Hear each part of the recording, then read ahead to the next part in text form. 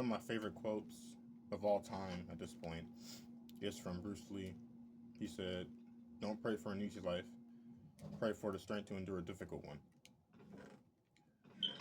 And that's why this video is titled what it is. It's easy to just sit back and let life pass you by. It's easy to, coast by and just do enough to exist and to get by. But is that really living? Is that really what we want to call and dictate, or rather deem as living, wholly? And by holy, I mean entirely, like holy, not holy as in, God, perfect. Is that really what we want to dictate that as? I don't think so. I don't think that's viable. I don't think that's healthy. But the more I look around and see what people think about these types of things, the more I realize that a lot of people feel that way. And I don't think it's for any, how do you say, I was going to say any good reason, but I would say any substantial or you know, reason like that. I don't think that that's the case.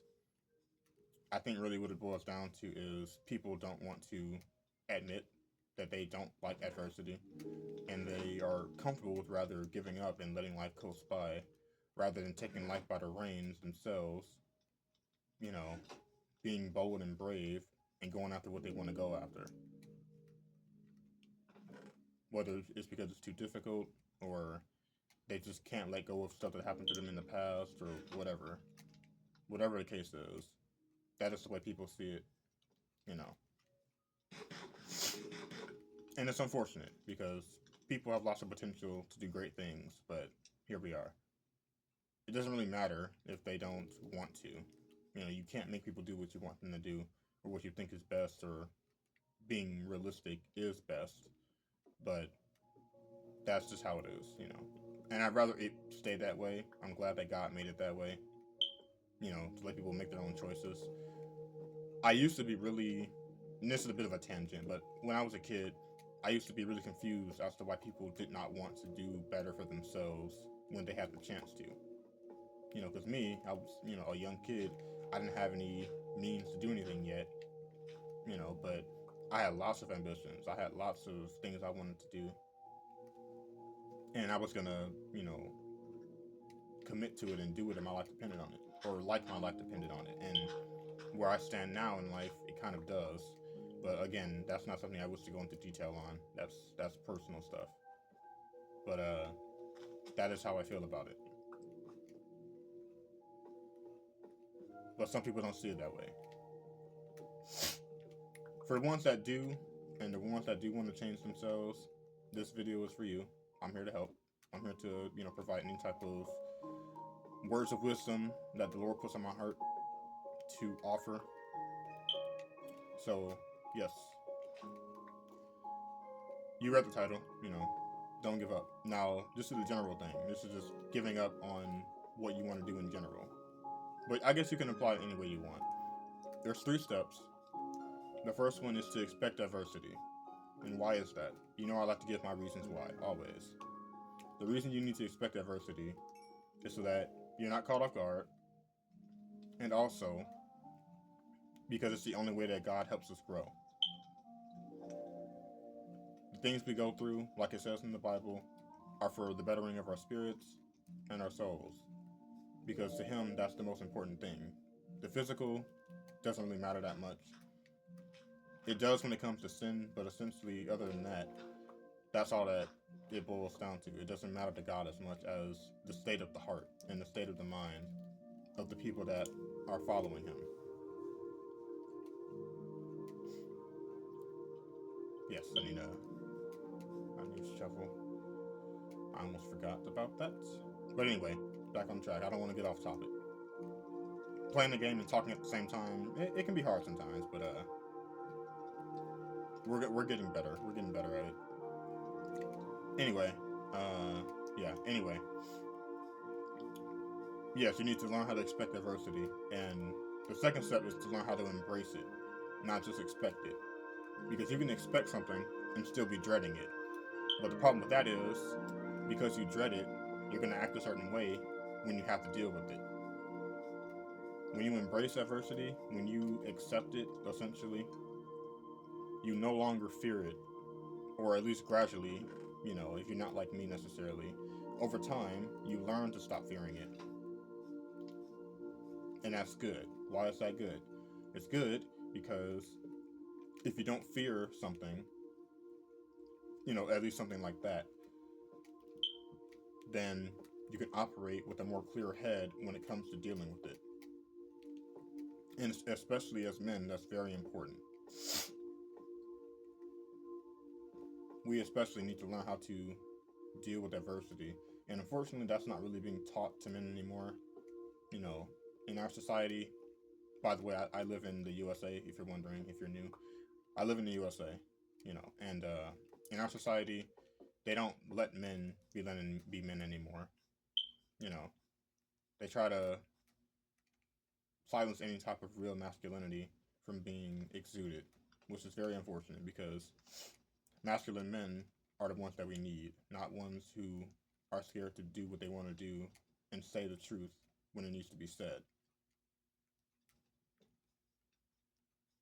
It's very unfortunate, but it is what it is. Again, I don't look at issues, you know, and just kind of,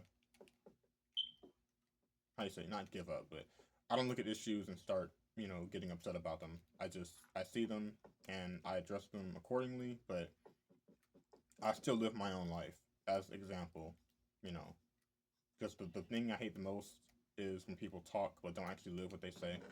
That is aggravating, and I make it a point to not do that. I need more coal. That would help. That would help a lot. But we're still poor for now. We'll get there. We'll get there. It should be like halfway done. Yeah.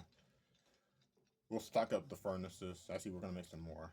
We're gonna make 5 more, and then we can continue with the discussion. There we go. Perfect. Okay. So yes, you need to expect adversity and embrace it. And the last step is you need to endure adversity. And that's just simply because life goes on. Life is always going to go on regardless of how we feel or what we want. Especially as men, we need to learn how to stand up on our own 2 feet and tackle all these issues that come into our life head on with no regard for how difficult it is.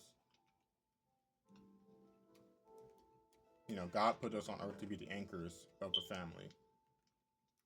He put us on earth to lead the people that are around us into holiness and into, you know, I was gonna say safety, but I guess safety works too, but it's not the word I was looking for necessarily. But he put us on earth to lead people into making better choices, into taking care of themselves, you know, involving themselves in, the community and things like that, to teach. He put us on earth to teach other people rightly. All these things that are important. And unfortunately, like I say, most men don't know how to do that anymore. They're not taught how to do it. So it's not necessarily their fault.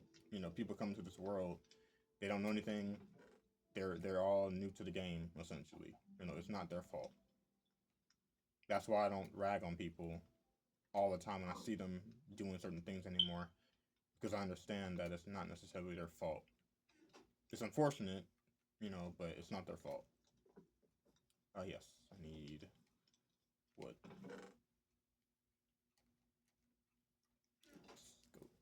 I didn't make the barrels, I forgot. Okay, let's do that.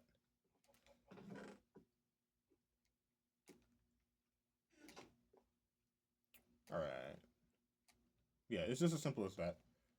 When you expect adversity, your life is easier. It's even easier when you embrace it because it's inevitable, for things to happen.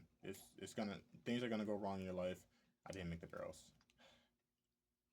Things are gonna go wrong in your life, and there's nothing you can do about that. You know, and it's not even just that. It's when you want to pursue something greater than yourself. Things will go very wrong lots of times. Things are not always going to be in your favor. But what you have to do is learn how to accept that and abide accordingly in that. Yeah, I guess 6 is fine. Yeah, I guess 6 is fine. All right. One, two, three, two, three. Yeah.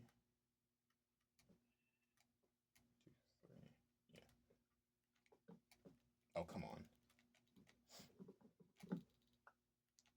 There we go. One, two. Oh, I made too many. Okay, great. I should have made 4. Yeah, I thought it was supposed to be 6. My bad. Yeah, it happens.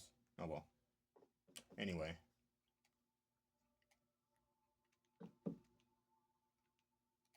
That's all I got.